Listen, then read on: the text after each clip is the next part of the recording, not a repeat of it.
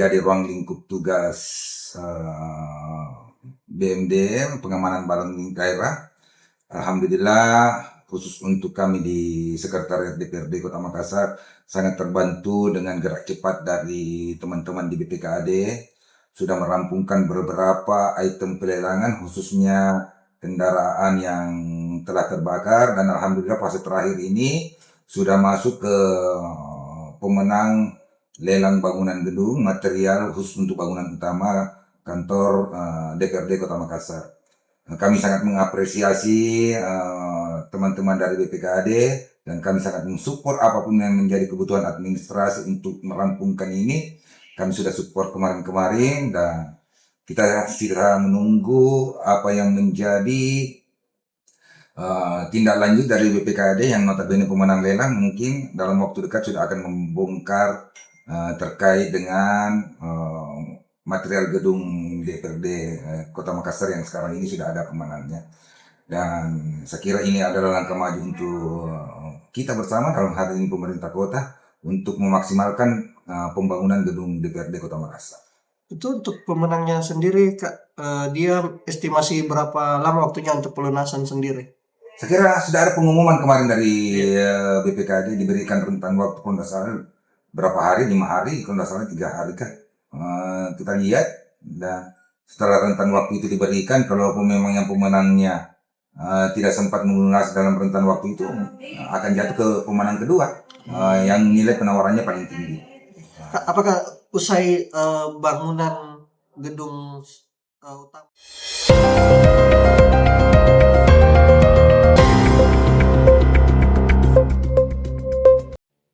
Penumpukan sampah parah di Kanal Karwisi Petarani langsung ditangani cepat oleh pemerintah kota, Pemkot Makassar. Waktu kurang dari 1 jam, tumpukan yang sempat menyumbat aliran air berhasil dibersihkan total. Aksi cepat ini dilakukan atas instruksi Wali Kota Makassar, Munafri Arifuddin, setelah menerima laporan warga terkait kondisi kanal di perbatasan Kecamatan Panakukang dan Kecamatan Makassar, Senin 13 April. Tim gabungan yang terdiri dari kecamatan, kelurahan, RT, RW, hingga personel Badan Penanggulangan Bencana Daerah Kota Makassar langsung turun ke lokasi pada malam hari. Dengan dukungan perahu dan alat pengangkut sampah, proses pengerukan dilakukan secara intensif. Hasilnya, kanal yang sebelumnya tersumbat kini kembali normal, aliran air lancar, dan kawasan terlihat bersih dalam waktu singkat.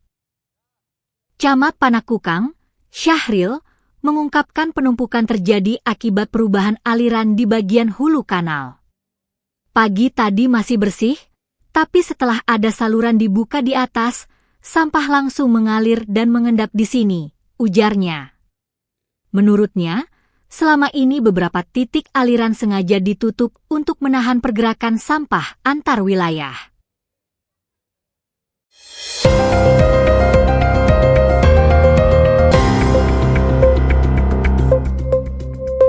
Masyarakat akan disuguhkan festival kuliner terbesar di Kota Makassar, yaitu Honda Makassar Culinary Night, MCN.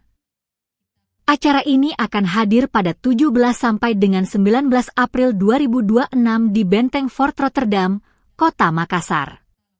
Tahun ini tema yang diusung adalah Green Culture Festival, di mana MCN menghadirkan pengalaman kuliner yang tidak hanya menggugah selera, tetapi juga menekankan kepedulian terhadap lingkungan serta pelestarian budaya lokal. Sejak pertama kali diselenggarakan pada April 2015, Makassar Culinary Night telah digelar sebanyak 24 kali dan menjadi salah satu event yang paling dinantikan masyarakat. Diselenggarakan oleh Senada Project, MCN bertujuan meningkatkan kunjungan wisatawan ke Kota Anging Mamiri sekaligus mendukung pertumbuhan pelaku UMKM. Kembali mengusung konsep Go Green, seluruh tenan diwajibkan untuk meminimalisir penggunaan plastik serta mengedepankan penggunaan material reusable dan berbasis daur ulang. Festival Direktur Makassar Culinary Night, Mistri Andi Muin, menyampaikan, selain menjadi wadah untuk UMKM, pihaknya ingin memperkenalkan landmark yang ada di Kota Makassar. sehingga tidak sekadar menyelenggarakan acara namun juga untuk membuktikan bahwa tempat-tempat tersebut dapat menarik sebagai pariwisata, terangnya Selasa 14 April.